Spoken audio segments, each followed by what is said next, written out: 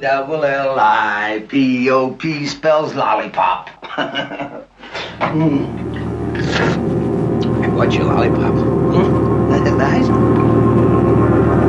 Everything is ready, my darling. Do not be afraid. Soon we'll be together again.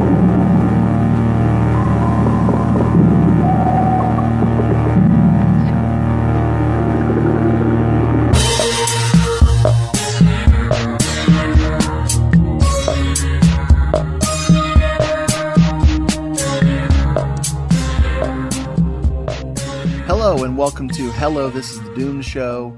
I am Richard. And I'm Cameron Mitchell. Oh my gosh, we have a superstar here. Hi, it's good to be here. Are you Kenino Mitchell? Is there a hyphen somewhere in there, or is like the hyphen silent? There's a hymen maybe. Yeah. Oh, don't break it. Oh yeah, we're here to talk about Toolbox Murders, 1978. If you wanted to look up Grindhouse in the dictionary, you would probably find a picture of this film sitting there. Or a picture of a grindhouse. I don't know. Goes either way. This is just such a typical frickin' exploitation little thingy from 1978. It's perfect. Mm-hmm. And we're going to talk about it tonight on Hey, Kenino Mitchell. This is the Doom Show? Whatever. Question mark? Yeah, we're not going to waste any time because I think we're a little excited about talking about this movie. Well, and it would only be appropriate because this film wastes no time. Not at all. I take it back. It wastes time later on, but at the outset, no, it doesn't. In the spirit of the movie, we'll slow down later. Can you freeze frame audio? Yes. Okay, you should do it right now. You can certainly loop it. Just find some mouth breathing from me and we'll just loop that. I'm going to play a trailer for this. This is a fine trailer. Enjoy the audio. This man is about to commit the most atrocious crimes in American history. Linda Githens, age 22. Valerie Hoffman, age 24. Mary Ann Stevens, age 21. These women have one thing in common. They are all victims of the Toolbox Murders. What the hell are you doing? Toolbox Murders. On July 23rd, 1977, a hooded killer terrorized a small suburb of Los Angeles, California. His identity was unknown, but he committed a series of crimes so fiendish that it shocked the entire country. He struck with no warning. He preyed on innocent young women. In his hands, simple tools became the instruments of death.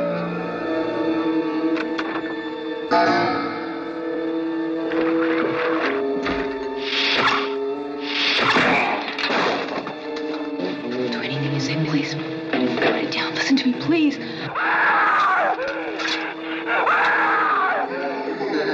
His victims died screaming, but for the one still alive, the worst was yet to come.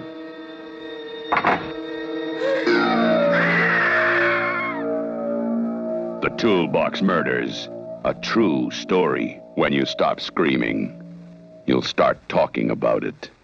Now that we've been trailered, this movie opens up with some credits, like many movies from this time period. I've seen a few that do. I think it was like a trend.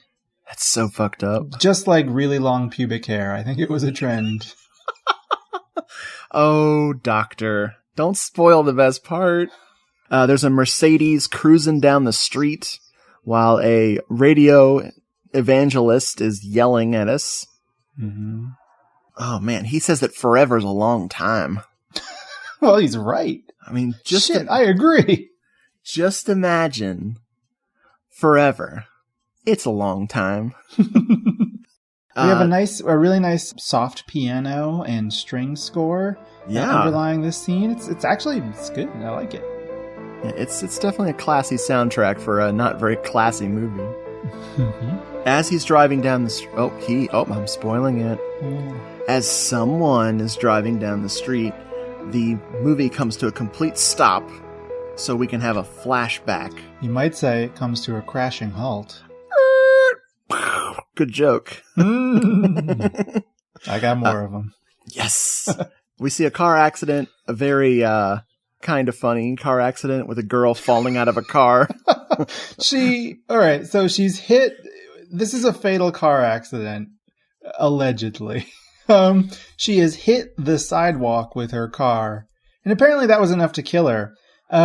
She tumbles out of the passenger side door. Yeah. Why? How does that work? Yeah. And it's very slow. The car doesn't really look like it's been damaged very much. And No. she tumbles out onto the pavement. I think, again, there's lots of freeze frames in this scene. And we don't actually see the car crash because they didn't have enough money to crash an actual car. So, yeah, just weird freeze frames. And the really confusing editing, it's hard to even, be sure that this is a flashback at first. At first, I thought it was the car that was driving the first time I saw this that gets in the crash, because it's not particularly well edited. We've inferred a lot about this. We see the paramedics come, and there's a girl, kind of a blondish redhead girl with blood running down her face. Mm-hmm. And we just move right back into the car going down the street. Not the accident car. No. Let me make this clear. That poor girl, though. I mean, she died doing what she loved. Acting. She died doing what? Acting. Oh, yes. Doing what she loved. Oh, she's an inspiration to us all. I'm making fun of her terrible performance as she's dying. Do you remember it? It's like she's just staring blankly with big bug eyes into the distance and lets her hand fall down off of the gurney. We'll be lucky if we all go that cleanly. So the car stops at an apartment building, and a man in black, dressed all in black, grabs a toolbox from the trunk. You can't see his face, but he does stop to say hello to a woman and her little girl. And then the movie cuts again to what we assume is a flashback to this girl from the car accident's funeral, we have to assume. Cut back to the man. He's getting on the elevator, sets his beautiful toolbox down, which apparently will be used in some murders later, or right now. Then he's in some woman's apartment. And the first thing he does is right by the door, she has some flowers in a vase, and he just rips them out. He takes a good handful and just rips them. And you can hear him mutter under his breath, "These should be in water." I totally missed that. Nice. This woman that he surprises, she steps out of what I assume is the kitchen or the shower or the bedroom. I don't know. And she's been drinking. I think she steps out of the dry bar. We'll find out later her name is Miss Andrews. But don't, get too familiar with her because she's about to die horribly. Yes. She sees him sitting there, or kneeling there, as he's loading a drill bit into a drill. Mm-hmm. And she's complaining at him, just bitching at him because she's assuming he's there for maintenance. And he is there to fix her good. Few people are so calm about a murderer being discovered in one's house without knocking first. I mean, usually you got to let the murderer in. They're like vampires in that sense. But she doesn't mind. Either she knows this guy or he really is the maintenance man. Yeah. Who knows? I stopped watching at this point. Is she okay? Oh, yeah, she's totally fine. I mean, he fixes her toilet. With a drill. Yeah. There's probably some parts that can be drilled in a toilet, I think, right?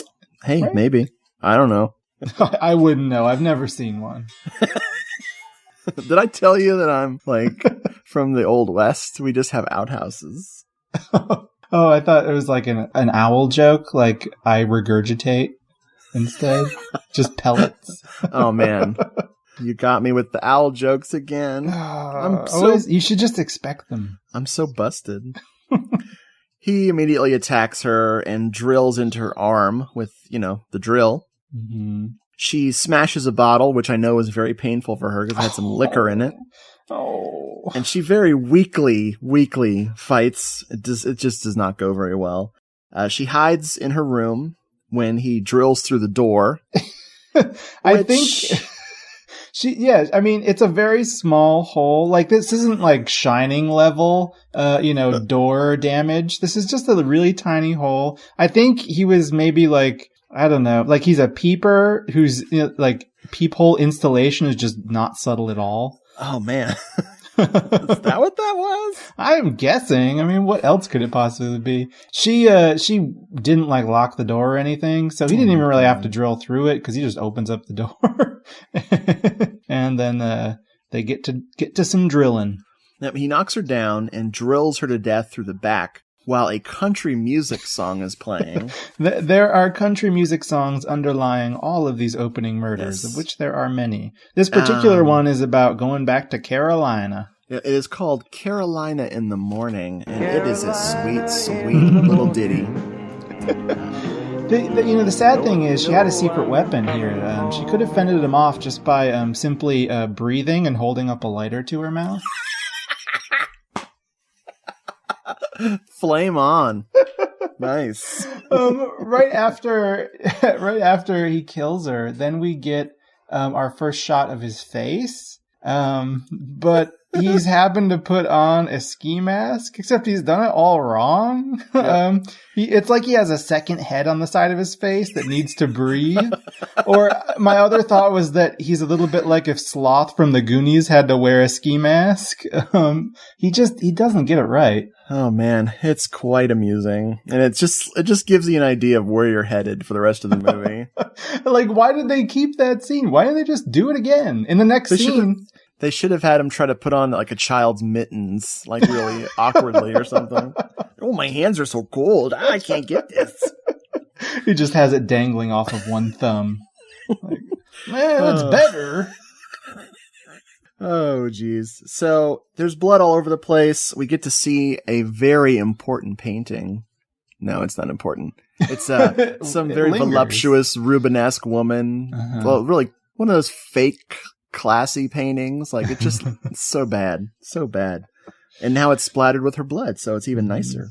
So next, we go to a girl going into her apartment. Yeah. She's having trouble with her keys, so she throws all of her shit on the ground and just goes inside and leaves her, I'm assuming, groceries and bags of whatever the hell outside her apartment. She didn't really need those anyway. She doesn't give a shit. They're just impulse purchases. She turns on the radio so we can have some music, and she turns on the shower. Once again, I'm watching the film as we're talking, and I'm noticing now that her toilet seat has sprouted moss. It's like this green shag thing cover on top of it. It's disgusting looking. Those were so terrible. You know what? It's the 70s, man. Yep. She's getting ready for her shower. Her name is Debbie, but I'm pretty sure her friend calls her Deirdre in like a couple scenes. So I don't think they didn't really ever settle on a name for her. She takes off her dirty clothes and then just hangs them back up in the closet. And that was a nice scene to see. I'm glad that I'm not alone in doing that. Makes me feel better. You dirty bastard. She sees a shadow in her shower, and it's very dramatic. And she opens the shower, and this reaction of hers is pretty classic. It's a tall black dress that's hanging on the shower, and it's getting soaked because the shower's on. She just stares at it like, oh. And sadly, because she saw her shadow, we have 6 more weeks of winter. That's true. She decides not to take a shower. She takes off her shower cap, which she's put on, and just walks away to get naked for the camera. Now she puts on a shirt, and she just shirt and panties goes back into the hallway to get her crap that she left out there. The killer approaches her, and she has this like blood-curdling scream, and she starts fighting and punching. Oh no, wait! She stares at him until he punches her and knocks her out, which I really like that. That's what I want all my victims to do. He carries her to the stairwell. Instead of taking her into her apartment, he takes her to the stairwell and then kills her with a claw hammer. Very messily. It's goopy. Oh man, there's a lot of blood splatters here. Mhm. It's not super graphic. It's mainly like swing, blood splatter, quick shot. Like it's not no brains flying everywhere. Yeah, it's a lot of like reactions. Like, you see the reverse shot. And then like the corpses are very bloody, but. So finally, he takes her back to her place, and her friend and roommate, I think her name is Marie, shows up, and she's immediately bitching about, Deirdre or Deborah or Debbie or frickin' Daryl. She bitches about her crap being in the hallway, walks in, and sees her friend lying dead on the floor. And from behind the door of this apartment that is slowly closed, we discover who else but the TBK killer walking towards her, I think just to console her. He's like reaching out, trying to like touch her shoulder and say like, it's going to be all right. Yep. It's not the most threatening body language from a serial slasher killer. You can note now that the ski mask is now correctly on his head. He somehow shaved off that other head of his, maybe with a belt sander or something in his box of tools. It's the toolbox is bigger on the inside. I wrote down that her finishing move is a knee to the groin, and I wrote down. Okay, go. And falling on the ground and writhing around is her victory dance. Well, I wrote down, she balls him, he screws her. That's shorthand. It's very innuendo. Very nice. So yeah, she's slipping around in the blood and crying and not doing anything to continue fighting for her life. So the killer just gets the screwdriver. Mm-hmm. You telegraph that one, brah. And he stabs her to death with that. Next, the killer goes to the window, and he's peeping on the other residents across the way here in this apartment. He's trying to decide who his next victim is going to be. This is, he's just targeting everyone in the apartment complex, but he sees a few victims, and you get the sense that he's like, I only have to choose one? Please? Can I do more? His prime viewing pleasure at this moment is the lady on the poster. Do you know her name? Let's see. Woman in apartment? That's good enough. She is a redheaded woman who at this moment is... Oh, I got it. Do you know her character's name? Yeah, sorry. It's Deanne. Deanne? D-E-E space Ann. A-N-N. Deanne. That's not a real name. No, but that's what's on IMDb. All right. Deanne is dancing in front of her open window, clad only in her skivvies, obviously to some country western song. Yes. Very, very soft. And my favorite thing about this particular scene that the TBK killer is watching is that she's dancing around in front of her open window with the lights on, and it's nighttime, of course. Everybody can see her. Mm-hmm. At one point, she notices that the curtains are open, so she walks over, but instead of closing the curtains, she opens the window. Nice. She is an exhibitionist. Yeah, in the apartment above her, there's a girl on the phone, but I'm thinking that's a very important character. Oh, yes. Who we'll get to know shortly. Mm-hmm. So he starts deciding to clean up a little bit because, he's got some more victims to get to. So he wipes his bloody screwdriver on his blood-soaked trench coat, accomplishing nothing. Next thing you know, he's peeping into the door of another apartment, and there's a woman talking to her boyfriend, and he decides to back off those people. Next thing you know, an old black lady is walking through the hallway of the apartment. She sees some blood, and she calls her husband John to come out. And this is this kindly old black couple who are about to be totally traumatized by these murders. John! John! Yeah. Look at that. Deborah? Maria! Debbie! Oh my! Oh my! It's very sad. These are terrible actors, but I feel for them. You know? Isn't it a Jefferson's cameo? No. I'm pretty sure it is. This is not a high rise. Oh, this is before the high rise. Yeah, after they moved on up. No, this is before they moved on up. Right, this is when they were low down and just in some shithole. Oh, that is exactly what it is. So. Okay, so they find the bodies. We cut immediately to the cops investigating the scene, questioning everybody. We meet two detectives. One accomplishes nothing, and the other one is old and accomplishes nothing. Detective Jameson and Sergeant Cameron. Don't fucking worry about it. No, I won't even mention them. Oh, I don't know. Saying you're not going to mention them is like kind of mentioning them. I don't believe it. We find out little to no details about the victims because of their piercing investigative skills. Well, we do find out that Dear Debbie had... Dear Debbie, that's nice, actually. Hey, I like that. She has smut mags all over her coffee table. Which, is a little bit of character development because we know she was a voracious reader. They're also all smut mags with naked ladies in them. And we hear from a neighbor that she never had any boyfriends over. So implication there is, what do you think, lesbian? I thought she was a gay man who liked to look at women to kind of like change his sex with the operations. What do you call that? A transformer? Oh my God. I don't know. Let's just go with lesbian. Okay, fair enough. Next thing you know, we finally get our star of the movie, like showing his face for real. The owner of the building, Cameron Mitchell. I think his face takes up the entire screen. It's quite big and it's going to be quite sweaty as the movie goes on. His name is Vance Kingsley. And he's wearing the most fucking incredible shirt I've ever seen a human being own. It's like a camo dress shirt, I guess, like fatigues. Oh man, it's something.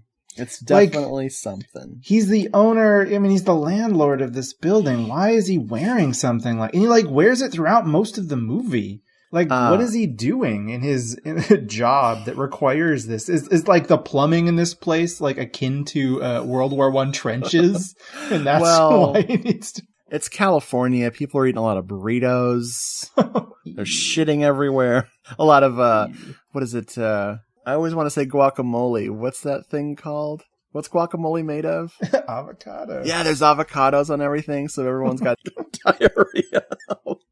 I'll forget. I don't know. Before we talk more about his character or his shirt, I want to say the subtitle for this movie that I wrote down is it's Toolbox Murders or Cameron Mitchell inside the actor's studio. Just putting that out there. Absolutely, yes.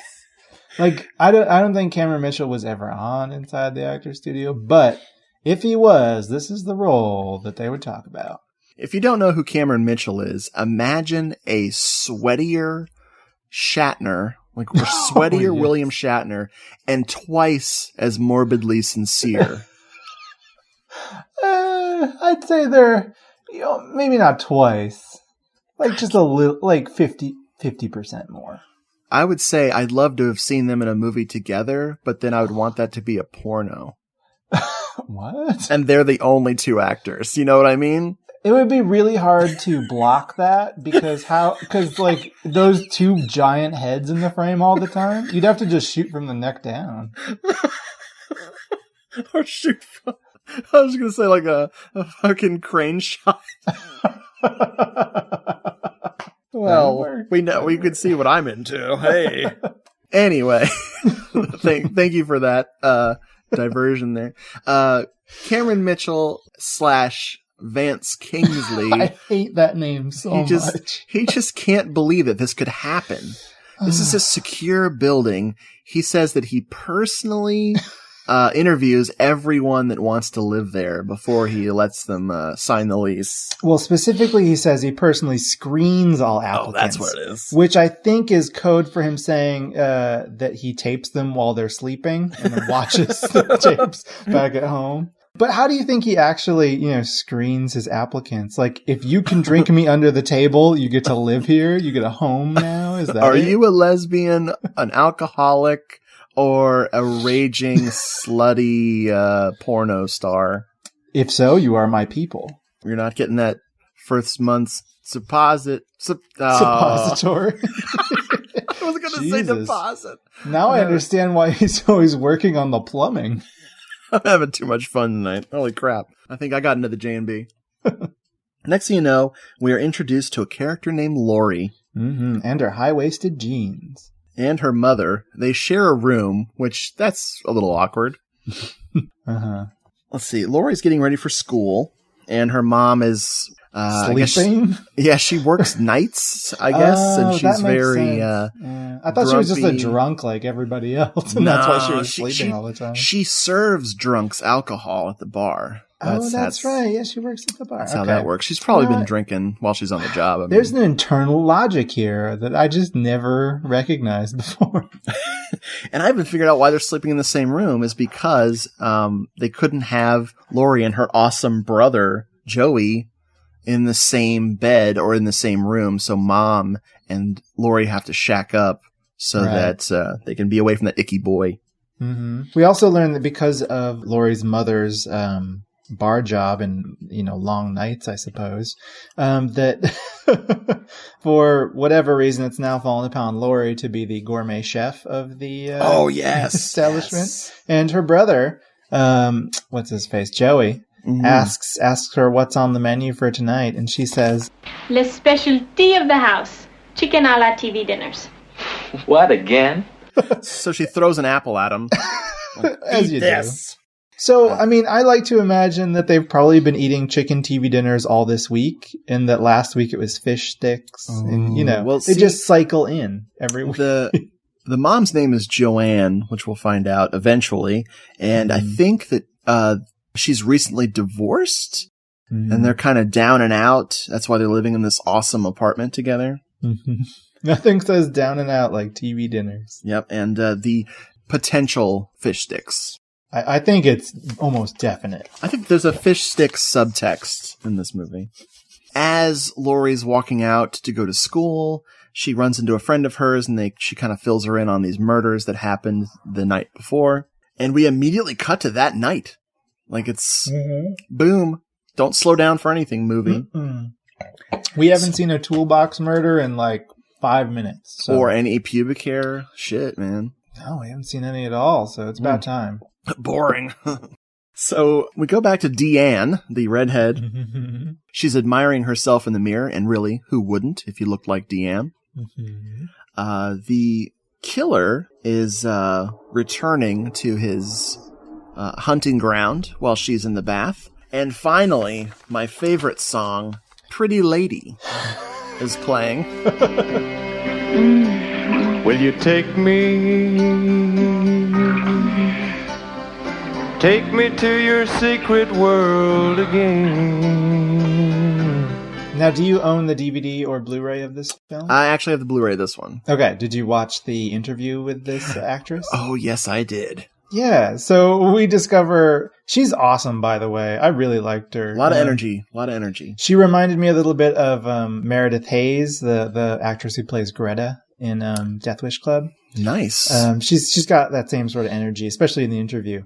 Anyway, she says that somebody on the crew told her that the composer for the film wrote this song about her, which honestly, it's not really a compliment if this is the song that's being written about you. She's being naughty in the bath. And really, again, who wouldn't? I mean, she's a very attractive woman. I go for it. The killer, it seems like he's either picking the lock or he has the key to the apartment, perhaps. Curious. The chain on the door slows him down for 2 seconds because he has bolt cutters in some kind of box that carries tools. I'm not sure what it is exactly. I think it's called an attaché. Is that it? A tool attaché. It's a metal thingy holder. A lunchbox. It's a birthday present. A murderous birthday present. So she is, this is one of the best masturbation scenes in all of film. Because the camera actually orgasms. You see it happen. Oh my God, it does. It totally does. Humorously, this is an anecdote from my personal life. It doesn't have anything to do with masturbation, but it does have to do with my cat. My cat, Mimsy, seemingly, she's done it multiple times now. Whenever there's like any hot and heavy action going on in the TV, she will jump up onto the TV stand and stand right in front of it. So during this scene, last night when I was watching it, my prude cat jumped up and stood right in front of the action as she was orgasming. And I was so upset because there was a pussy in front of that woman's vagina. Oh, man. She's just trying to protect you from those naughty behaviors, Jeffrey. I guess so. I don't want you to learn how to not masturbate. Appreciated. The other thing that's really disturbing is the bubble bath. I mean, that's kind of bad for your vagina. No, it's not. Look it up. Anyway, why do I know these things? So, because I'm a sweet lady. The killer is now in the apartment. He cranks up that awesome tune because forget trying to cover up he's going to kill her. He just wants to hear more of that pretty lady. Pretty lady. We also, at some point, I took a note about it. So sometime during the scene, he must be doing, he does it throughout the film. The TBK killer is humming a tune, but it's like, very loosely could we call it humming. I think it could be like mistaken for an upper respiratory infection. He's not much of a songsmith. But that's apparently just his breathing, dude. Oh, that's sad. Yeah. He's not going to live long. No.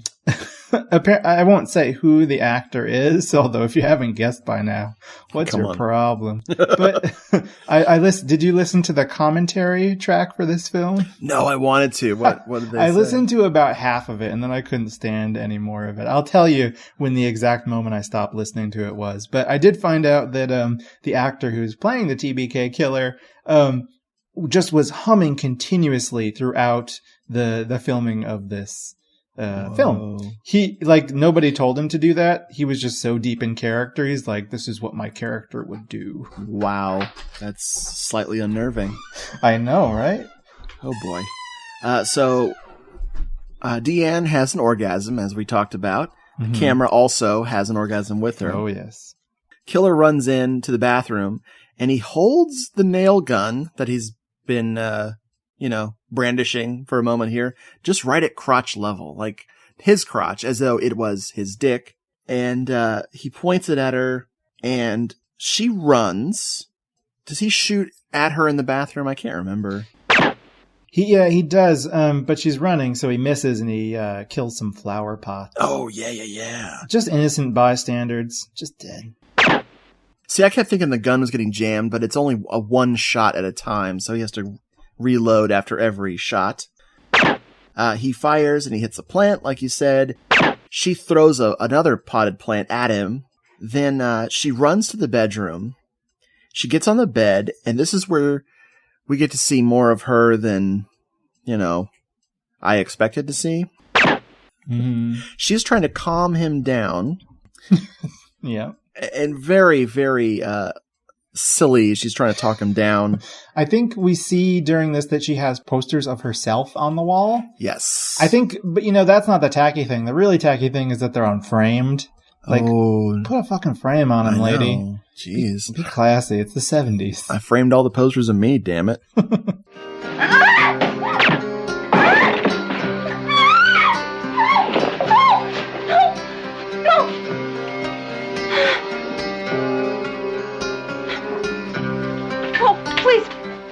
What are you doing? Put it down, please. Put it down. Don't do anything you say. Don't do anything you say, please. Put it down. Listen to me, please.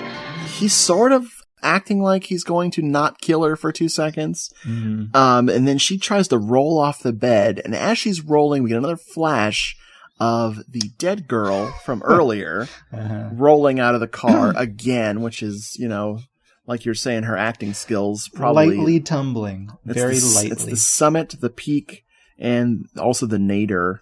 Is it nadir or nadir? It's Ralph Nader. It's Ralph Nader. I've never said that out loud before, as you can tell. It's nadir. Thank you, sir. makes the killer flip out. Mm-hmm. So finally, he shoots her in the stomach with the nail gun. And then as she's having a very long walking around her apartment dying scene, she falls against the wall, against her own poster, and he finishes her off by shooting her through the head with the nail gun.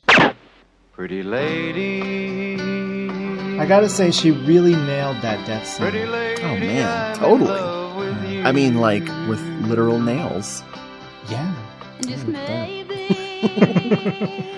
Okay, now we cut to Lori on the phone, and she's on the phone with a boy.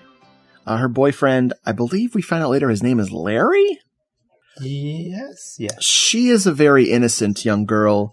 He's trying to talk to her about their relationship getting more serious. Later on in the movie, her mother calls her like underdeveloped or something. Oh. I don't think it's exactly that term, but it might be. Yeah. Are you kidding? No. No, I'd never get away with it. You big goof. Because I can't. No, I know, but Mom always told me that I'd either end up divorced or with a bunch of kids and a crappy job like her. No, okay? Okay. Well, I better go study because I'm getting pretty embarrassed by this conversation. Okay. Okay, goodbye. As she's talking, the killer is watching her, and he's just walking right into the apartment. When she hangs up the phone, the killer grabs her and most disturbingly knocks over her Diet Pepsi. I'm so glad that you paid attention to the fact of what a tragedy it was. That fucking Pepsi can just got murdered. I've seen some disturbing shit, but dude, wasting Diet Pepsi, especially like 1970s Diet Pepsi, fuck that. And we get 2 shots of this tragedy of the Pepsi can being tipped over. And I think it's made worse of all by the fact that pretty soon after, we see all the surviving members of that can's family grieving in the fridge. Right. I know. It's sad. Yeah, they all have black bands around the can. Yeah, it's pretty disturbing. The killer strangles her until she passes out, or we assume. Mm-hmm. Brother Joey comes home, and she's just gone. Lori is just gone. We don't know if the killer ate her body or melted her with some kind of acid he keeps in his toolbox, or what happened. She's gone. I think he just stuffed her in the toolbox and then walked away. I'm out of here. Later. Nobody's the wiser. Mom comes home and gives Joey some shit because he doesn't know where his sister is. Because that's his job, apparently. And where have you been if you don't know where your sister is? Jesus Christ, Joy, with what just happened next door? Well, she's got to be down. Well, look, just get me something cold to drink and go get her, will you? We hear a scream downstairs, and everyone goes outside to the courtyard of the apartment to see what the hell's going on. The cops show up, and they are questioning a local pervert, the resident pervert, if you will. How is there only one resident pervert? Oh my god, this guy is so amazing. I don't know who the hell this guy is, but they are interviewing him. He could be middle-aged man. I don't know. They're interviewing him, and they're kind of asking him questions about Deanne and what, her sex life was like and everything. And he says something so fucking awesome. He's like, as he's looking around, he goes, I always wondered what it would look like in here. Oh, that's so disgusting. Like he's frothing at the mouth, trying to get inside this whole time. We also, somebody at this point says that the wall, I think it's this pervert, says that the walls around here are really soundproof, so he couldn't have heard anything. I find that extremely hard to believe. I mean, how soundproof is wet cardboard? Not very. That's what I thought. So yeah, the cops, there's a really great shot where a black gloved hand, before we realize the cops are in the apartment, the black gloved hand is taking the record player needle off the record. Mm-hmm. And you think it's the killer taking the needle off the record, but it's actually the cop stopping the record player. I like that. Yeah, nice. I can't remember if that's this scene or the previous one, but it's pretty badass. We go to the coroner's office, and we watch the coroner, we, the viewer, and Detective Jameson, my favorite character, Actually, he is pretty amazing later, but whatever. He's watching the coroner pull a nail out of Deanne's head. The movie cuts to Officer Jameson relieving the other non-cop character. What the fuck? Sergeant Cameron. I don't think their names mean anything. I don't know why I wrote them down. I'm so proud of myself. Anyway, Should be. he's like, I'm tired. He's like, go home, you old piece of shit. But, not in so many words. Yeah, they're interrogating Joey. Good old brother. Joey. Yeah. Because Joey is horrifically bad at getting his story straight. He can't, account for himself during any time, and, his story changes. I don't know what the point of this is. Are we trying to imagine that he's the killer? no way. Yeah.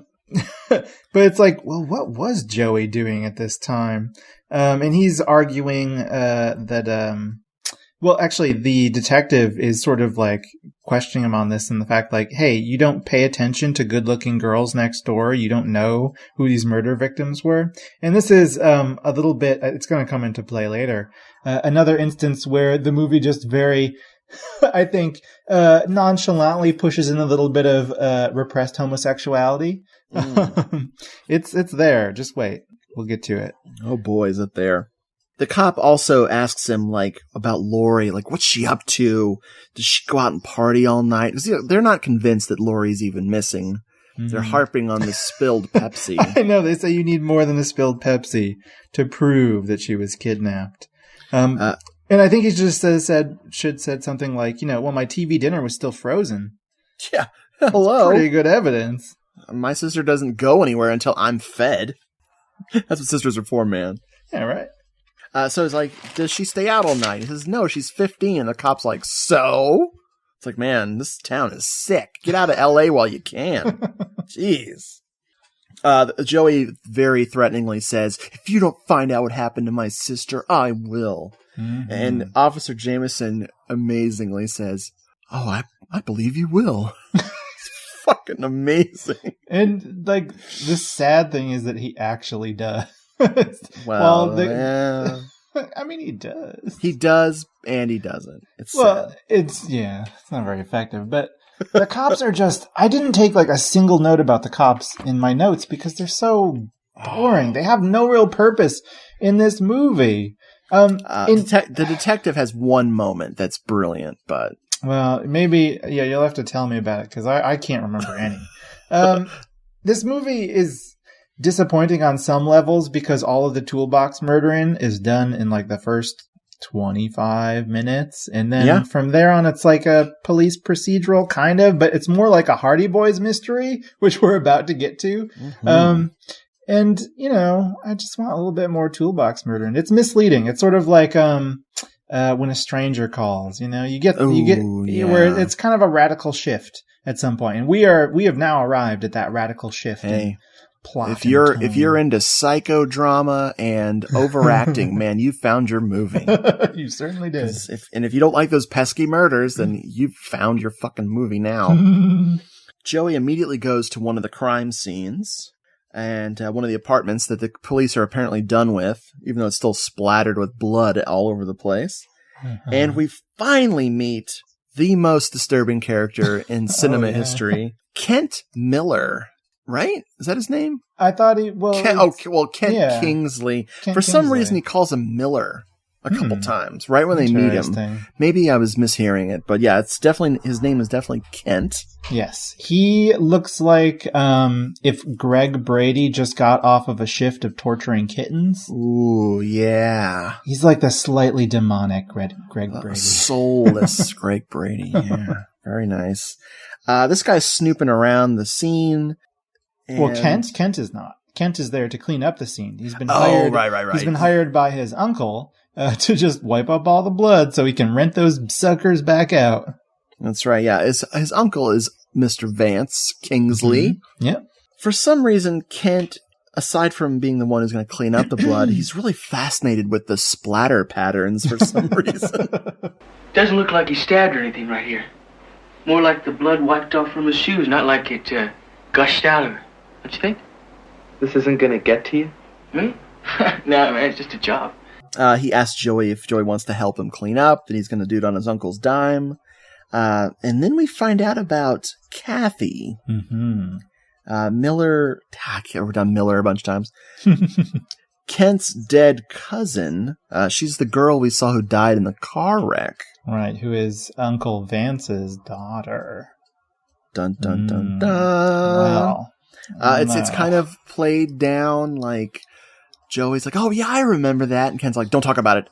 It's like, didn't you bring it up, motherfucker? Mm-hmm. Then Joey has a crazy idea. Well, let's see. We'll need some solvent and glue. If we're really going to find out what's happened to Lori, we're going to have to break the police seal on the door and then replace it. So, sure enough, to the crime scene. So they're going to go into this apartment and tamper with evidence. They go to Deanne's apartment, and they do indeed break the police seal on the door, and they're snooping around. And then Joey plays a little joke on Kent. And he finds this big banana-colored dildo. Now, I don't mean the skin of the banana. I mean the white inside of the banana. And throws this dildo at Kent, and Kent catches it. It's like, oh! Yeah, it's a fun game of hot dildo.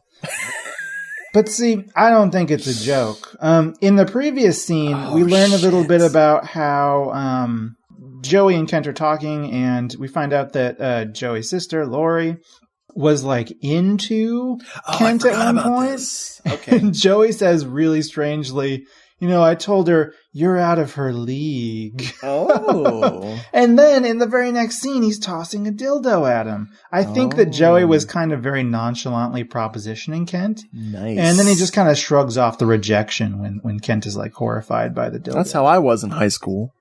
I believe it. I just had a backpack full of dildos I'd throw at guys. Did any of them ever take you up on the offer? All of them. Wow, that's a really good track record. Thank you. And just in case I'm talking over you, dude, it's because Skype is being a dick again. Oh, really? You're really clear, and then you're like robot Jeffrey. That's weird. My internet isn't being used for anything but. It's probably Florida. Fucking Florida, man. I know. God damn it. The hamsters get tired in this heat, Oh, yeah, there you go. Spoiler alert. Spoiler alert, Florida is run by hamsters. No, not run by. No, fuck that. They just power. They're the power. Yeah, I know. But they have to run to make it work. No, the raccoons actually, control us. They are your overlords? Oh, I wish. So cute. So Kent sees a nail in the wall with blood splattered around it, and he knows that the killer used a nail gun. He just knows this, and he has a revelation, but he doesn't tell Joey about it. And thus begins our Hardy Boys mystery. Yep. This blew my mind when I was looking it up, but the director of this film, Mr. What's his name? Dennis Donnelly, in this same year directed 2 episodes of the Hardy Boys Nancy Drew's Mysteries TV show. And it makes so much sense to me. Oh, God, you're kidding. Yep. That's hilarious. Mm-hmm. I love it. We cut to Joanne, the mom of Lori and Joey. She's at the bar, and she fires up a song, which I believe is I've Got Everything It Takes to Be a Fool. I've got everything. She opens the register, and she just looks really upset. And she goes to make a call, and an old guy named Al surprises her. And they kind of talk about her daughter being missing. Now she doesn't want to stay at home because she'll go stir crazy. She needs work at the bar to help her, through this tough time. And she senses that Lori is very close. And I laugh at her pain. It's fucking hilarious. No, I don't. I feel bad for Joanne. And finally, we get to suburbia. Jeez. We get a really cool theme at this moment, which I think that we should insert right now. I absolutely will. It's beautiful.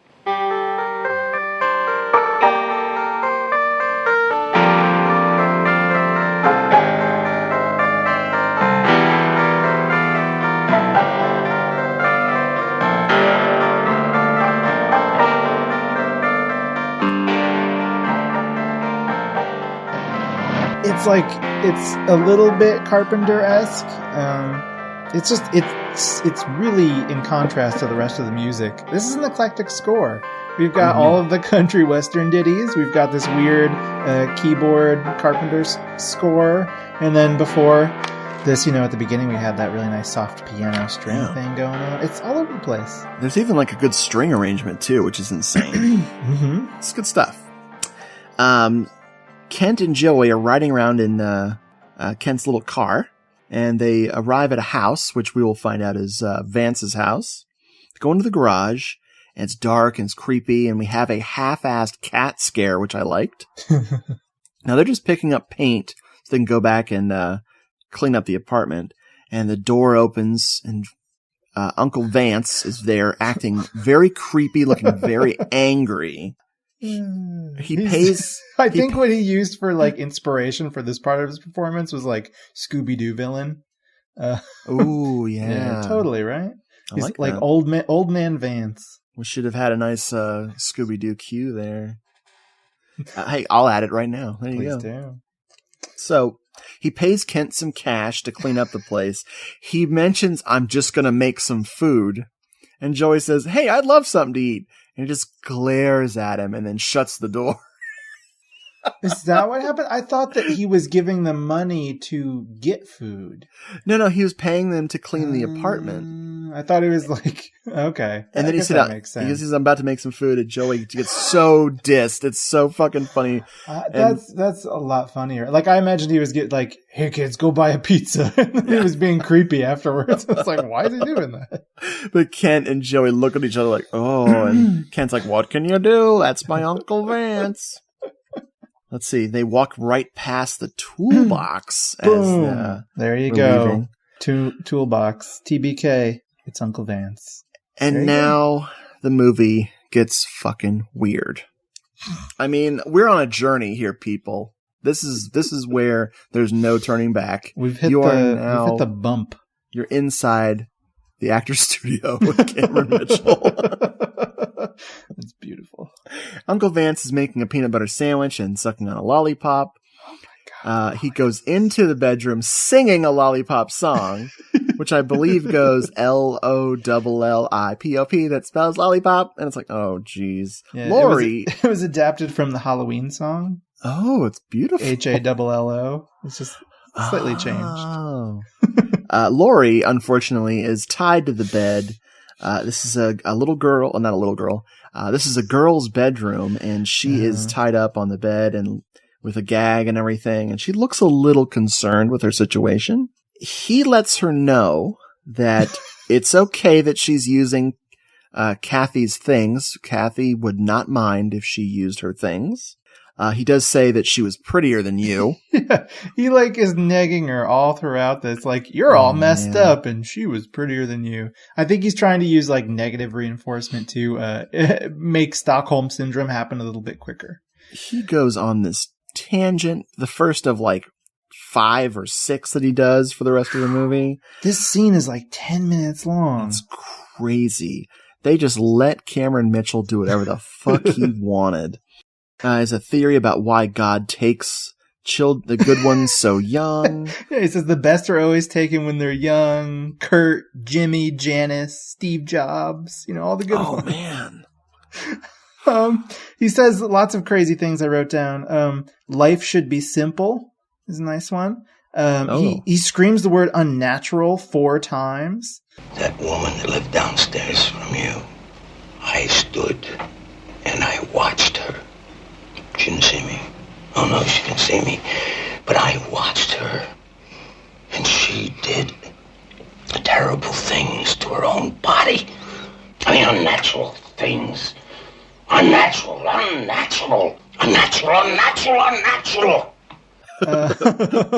And all the while, he's making love to this lollipop. Oh, baby. He's really going at it. He tries to feed her at one point, and when he's trying to do that, it's and also when he's brushing her hair, it's sort of like watching an ape try to imitate human movements.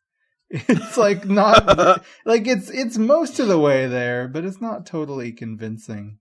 But yeah, he's totally cutting loose here. And one of the things, this is the exact moment when I stopped listening to the commentary track on the film, because it was a commentary between the producer, the director of photography, who is Gary Graver, who's interesting to horror fans. We'll talk about him later. Yes, we'll talk about him.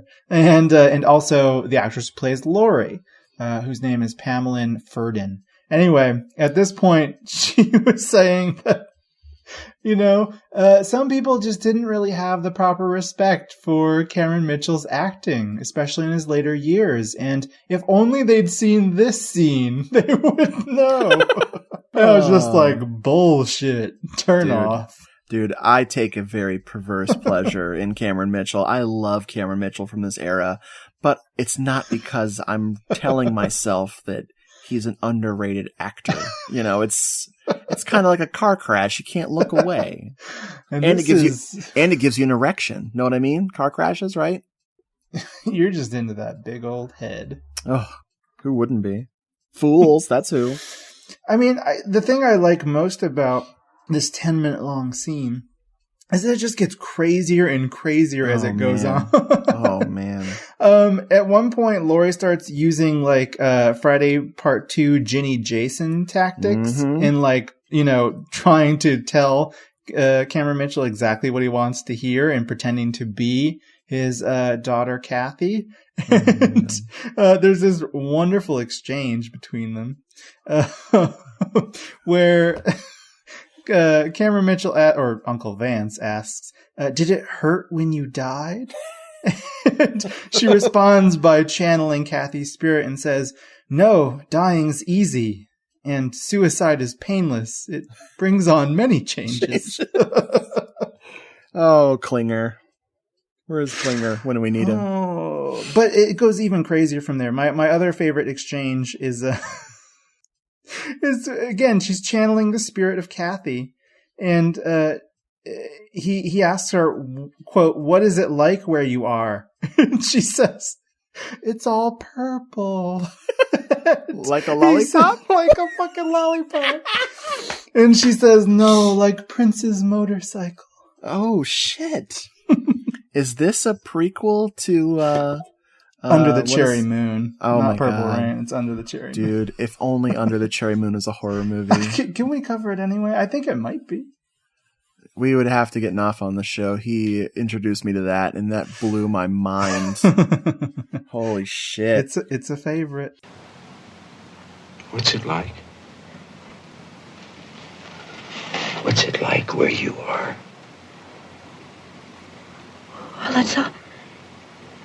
Well, it's all purple. Like a lollipop. The important thing to come away from here is that Pamela Ferdin is actually really good. Is actually really good in this part. Like, she is very convincing as this terrified girl who's trying to outsmart her captor. Cameron Mitchell, yeah. He ties her up again and then leaves, and she's very upset, as you would be. Mm-hmm. We are jarred out of this, like you said, 10 minutes of crazy with some nice disco funk playing at the bar. Eclectic score. People are grooving, and Detective Jameson shows up, and he needs to talk to Joanne, and he is being such a fucking asshole. It is insane. Like, I have no idea what he's trying to do here, but then he asks her out on a date. Do you think that when Detective Jameson bellies up to a bar, he orders a Jameson just to be cute? Oh, that's my name. Don't wear it out. He is there to talk about Laurie, or so we think. And he's like, does Laurie flirt with guys? Is there older guys that she's into? You know, girls are these days. And Joanne is like, no, my daughter is innocent, dude.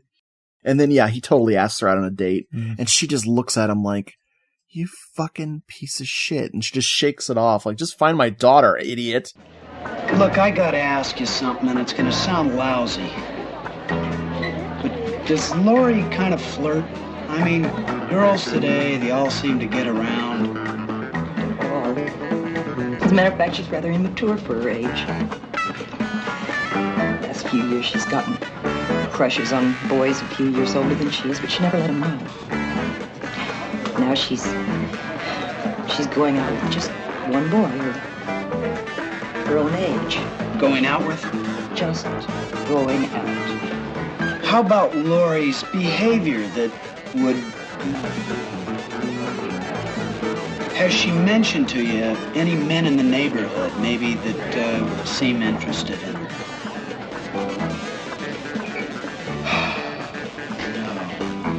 Maybe you and I ought to get together and we ought to... Just find Lori, please. Is that the last of the cops? No, there's one more cop scene and it's really funny. Okay. Oh, ooh. All right. I forgot about that. Well, I think it's funny. This was my favorite scene with Jameson. I just love it. Okay. Because we weren't quite done with scenes involving Cameron Mitchell being crazy, we cut to Kent snooping around in Vance's yard. He goes up to the window, and Lori is definitely trying to chew her way out of her frickin' bonds. And the window is mostly covered up with curtains, except for like this little triangle up above.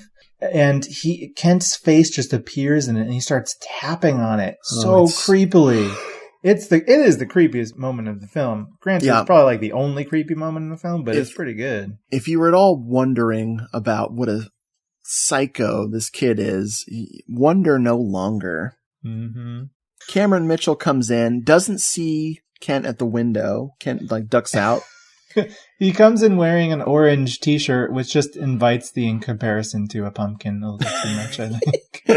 And he tells her the most horrifying sentence in this film, which is, "I thought I'd sing to you." Oh God, this is awesome. And then he just makes some whale sounds with his blowhole. Oh, no. He sings. Sometimes I feel like a motherless child. Sometimes I feel like a motherless child, a long way from home, a long, long way from home.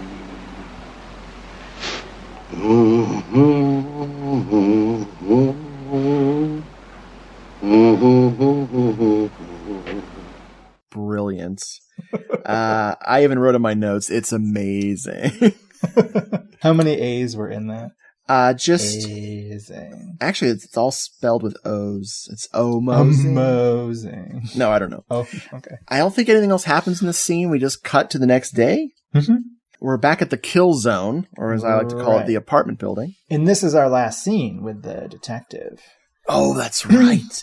This is the scene where sort of the Hardy Boysing culminates. Oh, boy. Because Joey actually solves the whole case for the detective right and tells him that. Yep. And the detective's just like, yeah, sure. And then leaves the movie. Perfect. Oh, my God. Detective Jameson is looking out the window with some binoculars and, postulating about what the killer saw that night. He lets Joey look through the binoculars, and it's for no reason. Some dumb lesson he tries to teach him. It doesn't make any sense. And Joey suggests that the killer might not have had to con his way into all the women's apartments like the police suspected, that he was somehow tied to the building. Mm-hmm. And like you said, Detective Jameson ignores it. How did he do it? I mean, how did he kill Mrs. Andrews? He killed her with a drill. Well, the way you look at it, the murderer's a guy... The murderer's a guy who knows what he's doing. I mean, we got 3 apartments, 1 forced entry. It leads me to believe that he conned his way into the other 2. What if he didn't? Huh? What if he didn't con his way in? What if he didn't have to? Oh, good thinking, kid. Now, what'd he do, find the key under the doormat? Joey talks with Kent about something. I don't remember what exactly. Maybe just, I'm going to crack this case. Yeah. He borrows the car from Mom. And did you notice the car door doesn't shut properly? No, I did not. See, he borrows the keys from Mom. He jumps in the car and he's driving away. And the moment he starts to turn, the door flies open. And he just grabs it and shuts it real quick. I was like, oh, Joey, be careful. We've seen people die because of loose car doors. Oh my God, right, Kathy. They should have flashed the flashback again. That would have been hilarious. That would have been for us, not for the killer. No, true. Yeah, we're having flashback. So he goes back to Vance's house to snoop around in the garage. He finds the toolbox and opens it up and starts looking at all the blood and all the tools because, Vance is really great at covering up his crimes. Well, he tried to bring it back to Lowe's, but they just wouldn't take it. Bastards. Kent catches him, and Joey is trying to convince him that obviously Vance is the killer and is showing him all the bloody tools, and Kent's like, that's just rust. Kent tells him that he's crazy and that he shouldn't tell anyone his theory because that would be bad for his uncle. And then he throws some accelerant on Joey. Is it? We don't know what it is, but I guess it's like paint thinner or varnish or something. Yeah, probably kerosene related. Or whatever. Well, I guess it could be that. Well, it's by paint stuff, so I assumed it was something like that. Whatever. Either way, Joey is now completely and utterly fucked. And good old Kent starts to sing an old standard called Joey, Joey Burning Bright. And starts throwing lit matches at his friend. Yeah, very sadistically. There's a great moment there where, Joey's covered in this flammable fluid, and the actor is throwing lit matches at him. One of the lit matches hits him, hits his jacket, and of course doesn't catch on fire because he's not really covered in accelerant. Flub. That's pretty awesome. After teasing him to death and really drawing out Joey's terror and getting probably a massive erection, which we can't really see through his pants, assuming it's there, he finally takes pity on us and Joey and sets the little fucker on fire. I think that this scene is actually an homage to the final Hardy Boys novel, which I don't know if you've ever read it. No. It's the one in which Frank Hardy lights his brother Joe Hardy on fire. It's based on the Old Testament. It's called The Flaming Teenager Mystery. He was flaming for a different reason. Exactly. Oh, shit. Dual words stuff. Exactly. So, I really didn't see this coming first time I saw this movie. Oh, it's crazy. I mean, obviously, I knew he was going to get burned alive when he got accelerant thrown at him, but I didn't really realize how bad Kent was. Oh, yeah. Meanwhile, while Joey is burning to death, Cameron Mitchell is playing with Lori, which I don't know how else to describe it other than he's brushing her hair and ranting and raving at her. I think this little cutaway is pretty well done because you can hear Joey screaming in the background, very faintly at first. And, it's clear that Lori hears it. And old man Vance is just like, yo, the boys are playing. Oh, man, it's really disturbing. And so Kent comes in after his pyro activities. He tells him that he's crazy. And he admits to having been in love with Kathy when she was alive. He talks about making love to Kathy, and all hell breaks loose now. They start threatening each other and insulting each other. Like Cameron Mitchell old man Vance yells out, "Fornicator!" That's awesome. And Kent yells out, "Sweat rag!" Shatner wannabe. Because we are in heavy sweating mode at this point. Oh, man. Cameron Mitchell is just... He's squinting throughout, the next 10 minutes because the salt is in his eyes. Yeah, they actually had to flood that house out a couple times. So just to keep filming. Just a sanitizer, really. No, you're going to die. I'm going to kill you. You killed liar, you dirty, filthy fornicator! Oh, man, it's great. These two psychos squaring off. He chases Kent into the kitchen and is trying to strangle him. Kent finds a knife on the counter and goes to stab Vance with it, and Vance grabs the knife. Meanwhile, Vance has been carrying a doll in his hands. Little doll in like what kind of dress is that? Like a was it confirmation dress or no? Sure. Yeah. What's that? Just a very, no, that's good. Okay. And so with all the blood from his wounds and everything, you'd think he'd be concerned, but all he cares about is that the doll has been beheaded. And Vance accuses Kent of killing Kathy again. Again, twice. Yep. So Vance charges and Kent stabs him in the belly. Before that happens, we really get some, like you said, the crazy squinting. Like, I can feel his eyes burning. There's so much Cameron Mitchell essentially sweat. Blind. Yeah, you can't see anything. I had to clean my TV a couple times. I cleaned my glasses. Because I was fogging up. It was hot. Oh, man. I had to change my pants. I was getting too excited. Wait. Then you have the wonderful Old Man Vance death scene, in which he takes the decapitated doll's head and gives it a big old kiss. I think he possibly mistook it for a lollipop. Things were blurry. He couldn't tell. I know that Telly Savalas tried to file suit against this movie. And so Old Man Vance passes on to the land of purple, never to return. Oh, thank you for bringing that back. Oh, God. Kent, now that he's just murdered his uncle, he does the first thing that most killers do, is he tries to put the doll back together. And then he washes it. And he washes this doll and washes this doll. And he really gets into cleaning this thing. It's weird. You can tell he's muttering under his breath, we're already late to the tea party, and you gone and make a mess like this. Finally, when he's done washing the doll, he comes in to see Lori. He takes off her restraints, and he cuts her loose with some very important scissors. Mm-hmm. She's relieved, and she says, "Oh, I thought he was going to kill me." And then the movie really puts us all, including Lori, through the ringer. Yeah.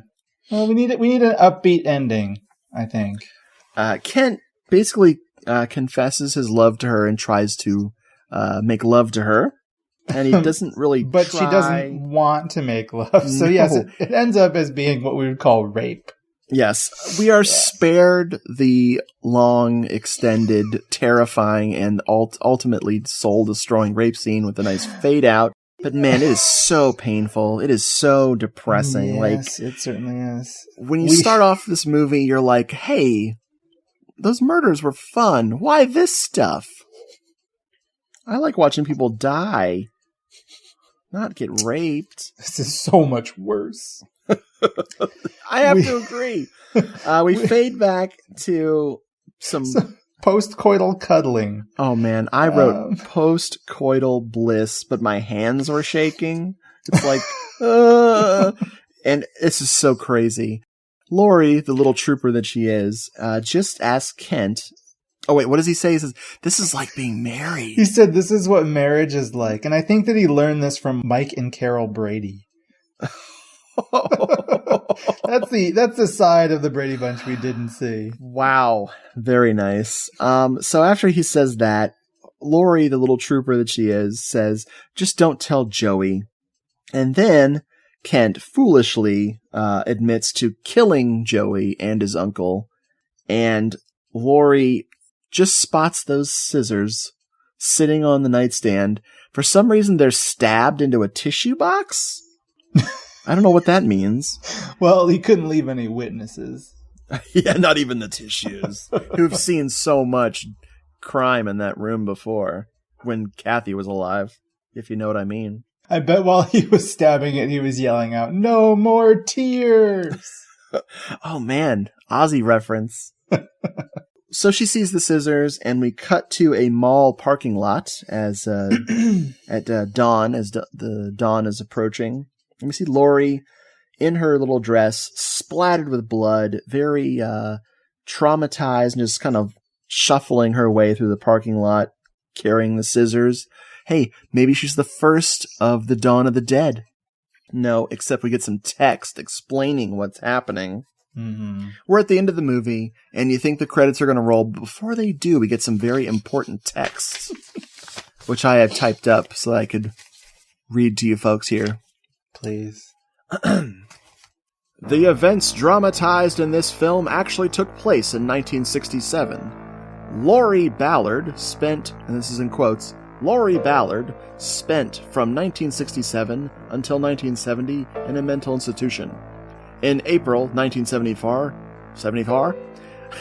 Joanne Ballard was killed in a single car accident. In 1975, Laurie Ballard was... Oh, I typed it twice. Look at me. Nice Well, it going. was so important. Let me tell you. In 1975, Laurie Ballard married. She and her husband now have one child and live in California in the San Fernando Valley, approximately 4 miles where her brother Vance and Kent Kingsley died. And sorry, where her brother and Vance and Kent Kingsley died. God. Right. All Even of these typing it out names is bad. are in quotation marks. Yes, thank you. Which implies to us that this is a true story, with the names have been changed to protect the innocent. Which is funny that they throw that in at the end instead of the beginning. Usually you throw it at the end. Yeah, right? Based on true events. In the commentary track, the producer admits that it was based very loosely on real events and that they took a lot of, quote, poetic license. Really? Poetry was involved? Yeah. I mean, I think that you could consider Joey Burning Bright to be poetry. Yes. That's the whole movie. And I gotta say, wow. Jeffrey, do you like this movie? Kind of. Yeah? I like bits of it. Again, it's a disappointing movie in some regards because it starts off being one thing, and that's what is very much advertised. I'm expecting Toolbox Murdering. I get a lot of it in 25 minutes. And then I get a Hardy Boys mystery that goes horribly awry. And a psychodrama with a 10-minute scene of Cameron Mitchell being insane. I mean, I enjoy all that stuff, but it doesn't, result in a particularly coherent movie. And one that is, at times fairly boring. The Hardy Boy stuff is boring. The detective stuff and the mom stuff is boring and results in nothing. So, I mean, it loses a lot of steam for me, but there is a lot to enjoy here. And I think we have just, spoken for an hour and a half about all of those cool things. So there is interest here. And it is certainly a very sleazy movie. And, without being, because it's in Los Angeles, right? So it's not set in New York City. So you don't have that New York City aura that is so closely associated with exploitation films of the 70s. Mm-hmm. But I would say it's a pretty good example of West Coast exploitation. Oh, yeah. For sure. So I like it. How do you like it? I really love this movie. Like, the first time I saw it, like most people's reaction to this film the first time, it's front-loaded with all the good stuff, and then you're treated to an hour of, what the fuck am I sitting here for? And I just dismissed it. Something told me to buy the Blu-ray years and years and years later, and I bought it, threw it on, and I just fell in love with this movie. It's so wrong on multiple levels. Like, I mean, obviously it's offensive and crazy and disturbing, but it's also so dumbly put together. If this had come out like a couple years later, they would have understood how to pepper your slasher movie with the murders instead of blasting them all out in the beginning. Right. Just a little bit of editing could have totally changed the pacing of this film into something, that would get people's attention for more than that first 20 minutes. It's wild how badly put together this is. But yeah, I love Cameron Mitchell for all the wrong reasons. Right. I really like the vibe of this. It just works for me, and I was happy to rewatch it again for the show. And I don't know what else to say that's not Cameron Mitchell related. We have some little bits of trivia here. This movie was released theatrically in the United States by Cal-Am Artists in March 1978. Cal-Am Artists are important because they're the company that made Racket, the Bert Convy comedic masterpiece. I'm not familiar with that. Neither am I. It looks like a big piece of shit, too. Oh, okay. No. This was put out on VHS by United Home Video and later by good old Video Treasures in the 80s. Mm-hmm. I wrote down the quote that they keep slapping on every edition of this. Oh, yeah. Is it the Stephen King quote? Oh, yeah. Toolbox Murders generates some genuinely scary moments. One of the 10 scariest movies on video cassette. I'm Stephen King, author of Cujo and The Guy Who Got Hit by a Van. And the Tommyknockers. Hey, I love Tommyknockers. Get out of here. Okay. Stephen King, at a certain point in the 80s, and I guess even now today still, was just, somebody was putting money in his pockets to give quotes out. Because, man, he gave quotes to everything. It's and they so were true. Gushing. It's gushing. So funny. Let's see. The Toolbox Murders was, of course, on the video nasty list, which is funny. You and I doing, we're just going to make our way through these video nasties randomly. Probably. Just because Bloody Moon. This was actually banned in the United Kingdom for 18 years. That's so crazy. And there is no uncut UK release to date. Wow. Which is brilliant. Which probably shows people's general disinterest in truthfully. Shut up. Yes, it's right. The composer, George Deaton, who did the great music, also wrote the Pretty Lady song, the I've Got Everything It Takes to Be a Fool song, and the classic cut, Carolina in the Morning. Oh my God, beautiful. He didn't do much else. This is, in fact, his sole soundtrack credit. No. As said before, directed by Dennis Donnelly. Lots of TV work from that guy. Pretty much that's it, yeah. We got Cameron Mitchell, of course. Pamela Ferdin, who was Laurie, was in something very important for just pure insanity. When you compare it her work in this film to her work as Lucy Van Pelt in Charlie Brown. What? Was she the voice? She was the voice of Lucy Van Pelt in some of the Charlie Brown stuff. Wow, that's crazy. She was also in, the Mephisto Waltz. Yeah, she was a child actor. Yeah. Because she was pretty young in this movie. And in the early 70s, she was in, What's the Matter with Helen, Mephisto Waltz, The Beguiled with Clint Eastwood. So quite a few cool things. She had quite a run on the Paul Lynde show, which I love Paul Lynde, so. She did work once before with Cameron Mitchell, which she is quick to remind us of about every couple minutes on the commentary track. I can't remember the name of it. It's got a weird title. I'm not seeing it here. But rest assured, she definitely did. Nice. Wesley Ewer. I don't know how to say that name. Mm-hmm. This guy was in a movie that I am very fond of called Jennifer, which is a Carrie ripoff. But he was in Land of the Lost. So he was kind of a teen wannabe heartthrob that immediately did a really disturbing horror film. Well, he was also, even at the time he was doing Land of the Lost, was out as a gay man. In fact, he was involved with Richard Chamberlain, the actor, during the mid-70s. I did not know that. Which is pretty interesting. He wasn't in much, really. But he was also in the movie Chomps. He's the lead in that. Chomps is about the robotic dog. Oh my God. With Chomps. X-ray vision. Yeah. Yeah, pretty cool. That's a good way to, be at the peak of your career doing Chomps.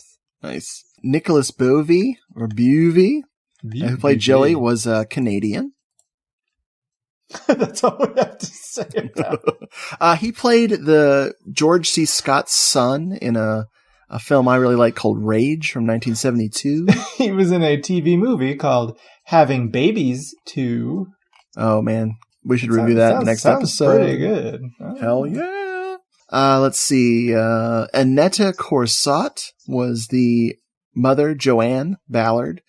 She was in The Blob, of all things. Yes. As a lot of TV actors in this. This is just like loaded with TV people. Of course, Deanne, our redheaded shower or bathtub freak, is she on that interview with her on the disc? She, tells us about her very interesting career trajectory, where she was and a model / actress in normal films who then transitioned to pornography for a couple of years. Yeah, she's very funny about that. She's very funny about everything she says. But yeah, Kelly Nichols is her name, if we didn't mention it before. She says, I was already doing nudie magazines, so the transition to film was totally natural. And I'm like, that you go, girl. You do that. But after she then got out of porn, she was only in it for a few years, I guess. She then transitioned into makeup artistry for both real films, apparently, and also a whole lot of porno films. So she's a porno makeup artist. Nice. And I'm just looking at her credits, and one of the top ones from 2010 is Not MASH XXX. MASH as in, the movie, TV show, MASH. Wow. Not MASH. Oh, we brought it all back with the Suicide is Painless. Hey! Wow. I'm actually really curious about Not MASH. Oh, man. I've already seen it. It's awesome. Oh, okay, good. No. The other important person in this cast and crew here is the cinematographer known as Gary Graver. This guy, what a career. It's all over the place. 200 film credits. Yep. Or, film and TV credits, as well as some video. But this guy, he worked with, looks like Al Adamson for a while. And then he worked with Orson Welles for a while. Whew. Well, release order of importance. Come on. He's a guy who did a lot of pornos and then a lot of cinematography for like real films, like low production films, but also like bigger kind of independent films. He was just, he's still working. He's just done so much. No, he's dead. Really? Yeah. It says 2006. Oh, well, his movies have continued on after him. He died in 2006, but he's had like 6 films since then. Okay, IMDb is confused.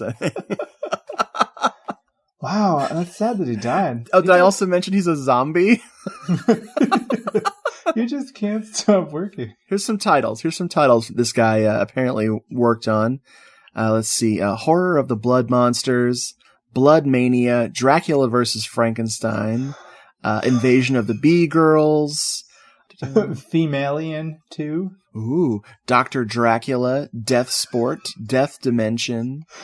My favorite one I've seen on his list right now is Moby Dick, short, as in a short film, directed by Orson Welles.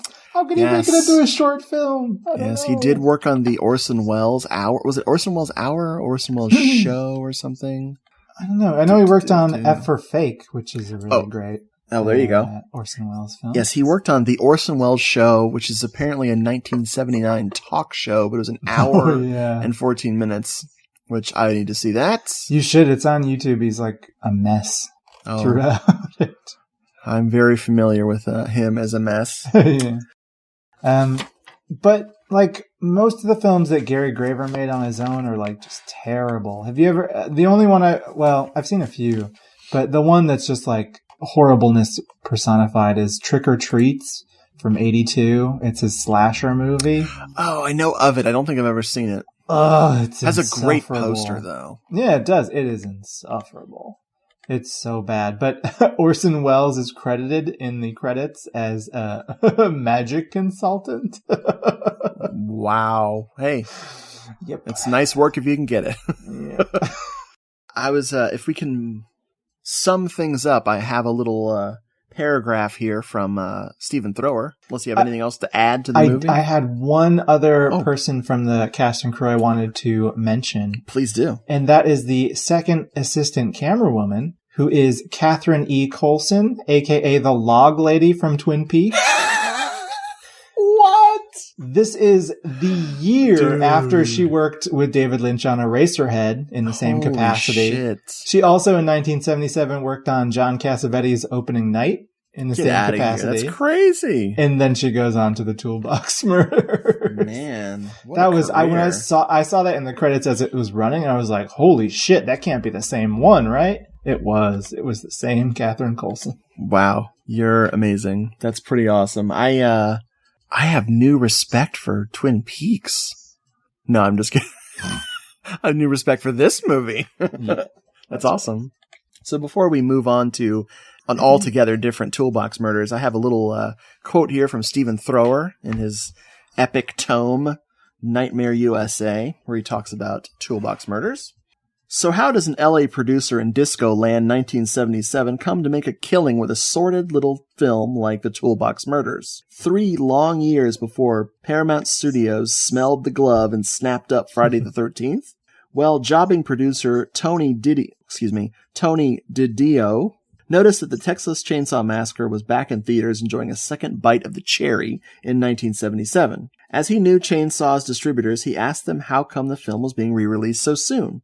Low-budget horror, even second time round, is money in the bank, they explained. So Didio put out feelers for a writer and director who could deliver another graphically violent cash cow. He arranged a screening of Chainsaw for writers Robert Easter and Ann Kinberg and young TV director Dennis Donnelly, telling them to come up with something that would compete in the graphic horror market. The result is certainly violent, though Toolbox Murders couldn't be more different to Chainsaw. Shot over 18 days in the summer of 1977 for $165,000 on Sherman Way and Van Owen Street in Los Angeles, California, The Toolbox Murders is quintessential exploitation with a first act that delivers jolt after explicit jolt. That's it? That's all he says about it? Oh, no, he goes on and on. I don't want to read this entire thing. He does say, Cameron Mitchell is given over to playing his scenes interminably, singing, sucking a lollipop, ranting, hemming it up, and no doubt having a whale of a time. I told you, whale sounds, man. If you're a fan of this grizzled exploitation veteran, which I am, that's me saying that, not Stephen Thrower, you'll be in hog heaven. For everyone else, it's like having a drunken old relative gate crash the party. That's apt. Yeah. Aptly put. Lastly here, associate producer Jack Kinberg, father of the film's co-writer, went on to become president of studio operations and administration at Sony Pictures Entertainment. Mm-hmm. Some of this information was in that commentary track. And one thing that Thrower there didn't harp on was the fact that after he learned that the Texas Chainsaw Massacre had been such a success, Tony Didio requested from the studio a print of the film so we could watch it. And it was like to figure out what the allure was. Right. And he tells us, I watched about half of it. Oh my God. And I think that explains the Toolbox Murders. Holy shit, that's so funny. About half of a competent horror movie. So before we go, I gave Jeffrey an assignment because I really wanted to do this. You wanted to torture me. I wanted to torture you. I wanted to revisit both this movie and the Toolbox Murders remake from 2004, was it? 2004. Directed by Tobe Hooper, or around here, we call him Tuber. Uh-huh. How did you like it? Why did you make me watch? I've now seen Toolbox Murders 2004 twice. That is far too many times. Aww. This movie is not a remake of the Toolbox Murders, which is maybe for the best, I guess, but the direction they go is not good. It turns into a supernatural film. Yes, it does. With a killer who is credited in the credits as Coffin Baby. Mm-hmm. Because that's a good name. Because why not? He does have a name, but it's just like they throw it away for this Coffin Baby thing. Coffin Baby's a lot catchier. And he's terrorizing Angela Bettis and Juliet Landau. Mm-hmm. And Sherry Moon Zombie. Oh, yeah, I forgot. She's in the very beginning. This movie stinks. It's bad. I have a slightly different take on it. Oh, what's your take? I love it. Oh, give me a break. Toolbox Murders remake really has nothing to do with this other than a toolbox and some murders, and it takes place in California. Mm-hmm. I love Angela Bettis. Love Angela Bettis. For me, she really makes the movie. I don't know why I, unlike you, not bored at all, just really enjoy the movie. It's a dumb slasher, but I like it a lot. The supernatural stuff for me is just so stupid. Oh, it's like pointless. It's not totally that pointless. Can't be done. And it's also like, I guess it's like, is it trying to be like a commentary on, Hollywood? Oh, it's trying. It's not doing it. It's not doing it very well. Yeah, it has a bunch of, it actually opens with a title script, much like this movie. The original closes with one where people move to Hollywood to pursue their dreams and some of them disappear. And I was like, did I hit play on the trailer by accident? Oh, yeah. So the movie is dumb as a bag of rocks. But yes. I have further hope for you, Jeffrey, and this might pique your interest. Did you know there's a sequel to the remake? Unfortunately, I did. When I happened to be Googling Coffin Baby, it just came up and I shuddered.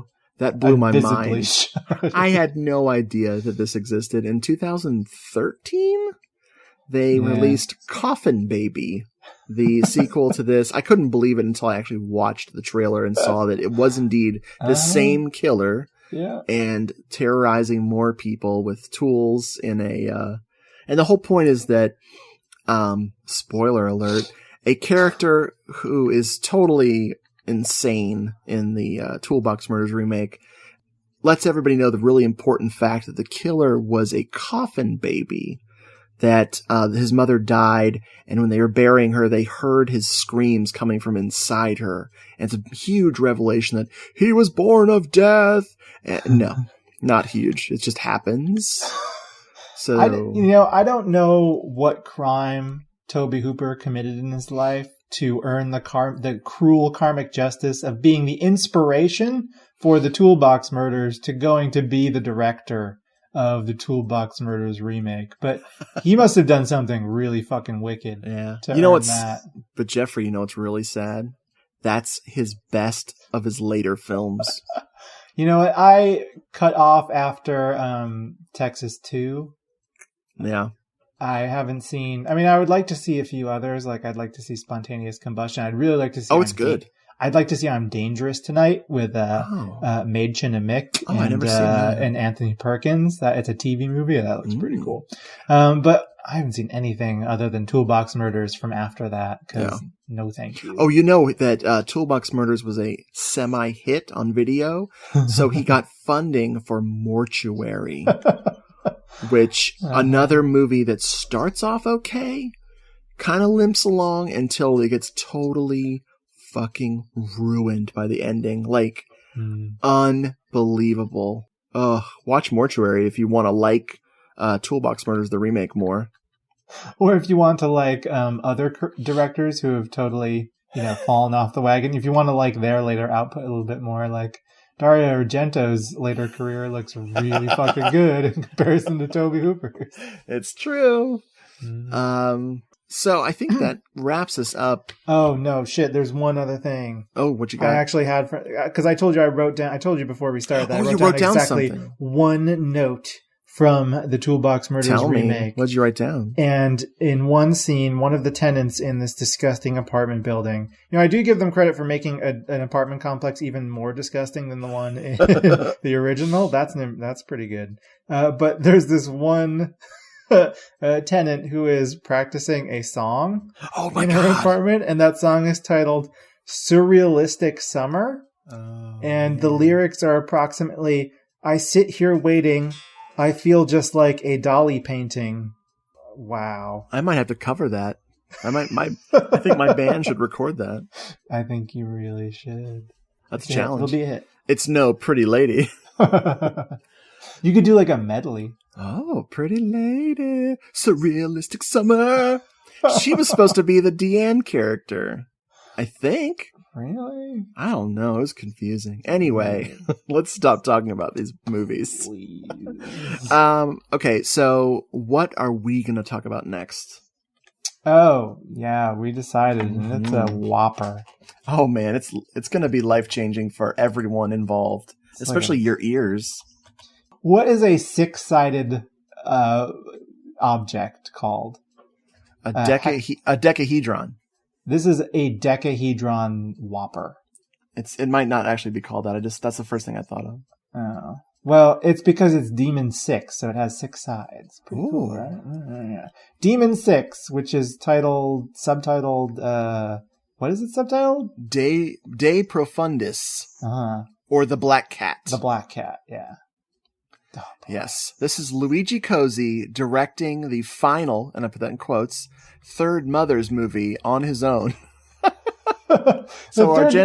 The final third Mother's movie that happened to somehow turn into a demon sequel. Yeah, so Argento did Suspiria, he did Inferno, and then he screwed everybody over with that terrible movie he made called Tenebrae. Wait, what? So his buddy, Luigi Cozzi, was so upset that he had to strike out on his own and make his own frickin' third Mother's movie, and he made Demon 6, The Black Cat. Folks, you're not ready for this, but go watch it and prepare yourselves. Just put on a diaper when you watch it. Oh my God. I want to start talking about it now, but we won't. Wait, just brace yourself. Jeffrey, thanks for joining me once again. Well, thank you. And folks at home, thanks for listening. Have a wonderful time. And just remember, if you find yourself in an apartment complex, don't worry, the murders are probably already committed. The killer is now singing a song to a girl tied to a bed. Do you think that we should give the listeners a lollipop as they leave? It's like, leaving the doctor's office. LOLLIPOP spells lollipop. Come on, Jeffrey, harmonize with me. Come on. I can't. Okay, we won't. Good night, folks. Again. If you would like to contact Hello, this is The Doomed Show. Please email us at doomedmoviethong@gmail.com or check us out at facebook.com/HelloDoomedShow. We are also on Twitter. Sorry about that. @DoomedMovieThong. #HelloDoomedShow. For the old ass episodes that you missed, find our archived episodes at doomedmoviethong.com. Don't forget to eat fruit and veggies. And the Bible says, if one of thy members offend thee, cut it off.